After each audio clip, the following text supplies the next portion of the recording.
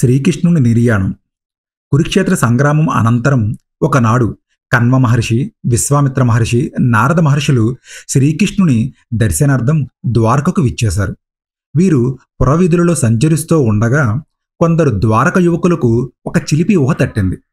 ఆ యువకులలో ఒకడికి స్త్రీవేషం వేసి ఆ మునుల వద్దకు తీసుకుని పోయి ఈ చిన్నదానికి ఆడబిడ్డ పుడతాడో మగబిడ్డ పుడతాడో చెప్పమన్నారు.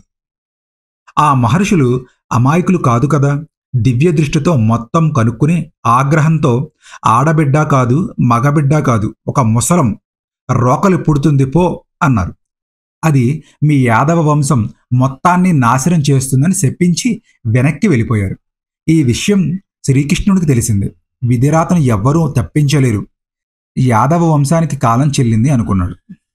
మహర్షుల తపశ్శక్తికి ఫలితంగా ఆ యువకుడికి ముసలం జన్మించింది. ఆ యువకులు దానిని శ్రీకృష్ణుని వద్దకు తీసుకుపోయారు. శ్రీకృష్ణునికి అది యాదవ వంశాన్ని నాశనం చేసే ఒక ఆయుధంలా కనిపించింది. దానిని పిండి చేసి సముద్రంలో కలపమని ఆ యువకులకు చెప్పాడు. వారు దానిని పిండి చేసి సముద్రంలో కలిపారు. చివరగా ఒక ముక్కను అరగదీయలేక దానిని సముద్రంలోనికి విసిరేశారు. పిండి చేసిన ముసలం మనని ఎలా నాశనం చేస్తున్నానని వెటకారంతో సంతోషంగా ఇళ్లకు పోయారు. కాని మునుల వాకు వృధా పోదు కదా. మిగిలిన ఆ రోకలి ముక్క తీరానికి కొట్టుకువచ్చి ఒకానొక చోట ఇసుకలు దిగబడింది. సముద్రంలో కలిసిన రోకల పిండి బడబాగ్ని వలె కాచుకుని ఉంది. శ్రీకృష్ణుడికి ఇవన్నీ తెలిసినా విధిరాతను తప్పించే శక్తి లేక మిన్నకుండిపోయాడు. అది మొదలు ద్వారకా నగరంలో అనేక ఉత్పాతాలు సంభవించాయి. ఎప్పుడు లేని విధంగా యాదవులు సజ్జలను బాధించడం మొదలుపెట్టారు.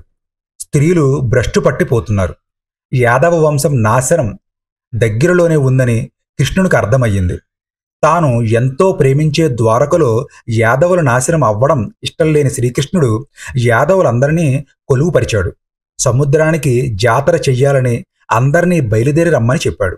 అందరూ కావలసిన సరంజామా అంతా తీసుకుని బయలుదేరారు.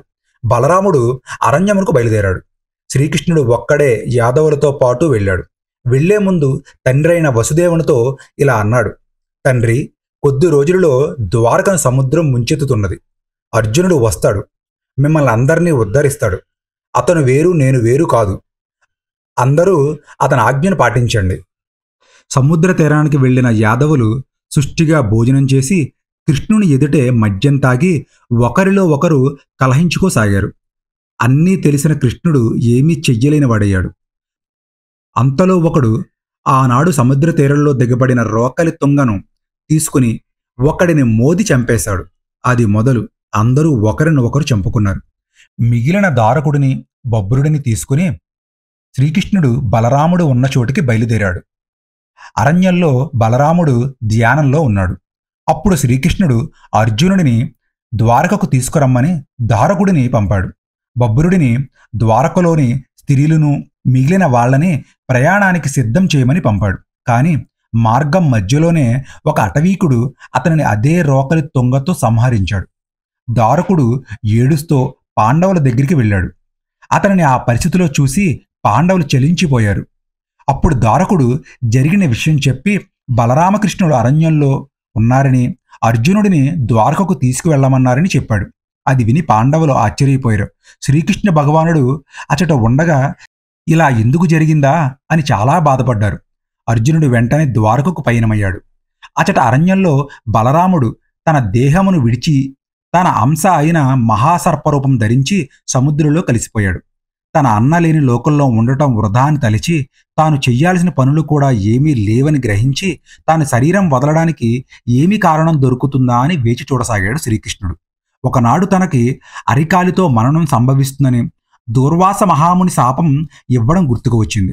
అప్పుడు శ్రీకృష్ణుడు మహావృక్షం నీడన వేమును వాల్చి అక్కడకు వస్తున్న ఒక బోయవానికి తన పాదం లేడి పిల్లలాగా భ్రమింపచేశాడు. అది తెలియని బోయవాడు గురి చూసి శ్రీకృష్ణుడి పాదానికి బాణం వేశాడు. తరువాత వచ్చి చూస్తే దేవదేవుడైన వాసుదేవునికా నేను బాణం వేసింది అని రోదించడం మొదలుపెట్టాడు. శ్రీకృష్ణుడు అతను ఓదార్చి ఇలా అన్నాడు: త్రేతాయుగాన్న వాలివైన నిన్ను చెట్టుచాటు నుండి చంపిన ఫలితం ఇప్పుడు నేను అనుభవిస్తున్నాను. కర్మఫలమును భగవంతుడైనా అనుభవించవలసినదే, నీవు నిమిత్తమాత్రుడు అని శ్రీకృష్ణుడు తన శరీరాన్ని త్యాజించాడు. ద్వారకను చేరుకున్న అర్జునుడు కృష్ణుడు లేని ద్వారకను చూసి ఖిన్నుడయ్యాడు. శ్రీకృష్ణుడు ప్రియసకుడైన అర్జునుడిని చూడగానే శ్రీకృష్ణుడు భార్యలు పలు విధాల రోధించారు. వసుదేవుడు శ్రీకృష్ణుడు తనకు చెప్పినదంతా అర్జునుడికి చెప్పి తన యోగనిష్టతో శరీరం వదిలాడు. వసుదేవుని మరణవార్త శ్రీకృష్ణుని చేరవేయడానికి అర్జునుడు అరణ్యానికి బయలుదేరాడు. అరణ్యంలో శ్రీకృష్ణ భగవానుని మృతదేహం చూసి కన్నీళ్ల పర్యాంతం అయ్యాడు. మృతదేహానికి చెయ్యవలసిన కార్యక్రమాలు చేసి తాను ద్వారకకు పయనమయ్యాడు. సిద్ధంగా ఉన్న వారిని తీసుకుని తన రాజ్యానికి బయలుదేరాడు. అర్జునుడు ద్వారక విడిచి మరుక్షణం అప్పటి వరకు కాచుకుని ఉన్న సముద్రం ద్వారకను ముంచెత్తింది.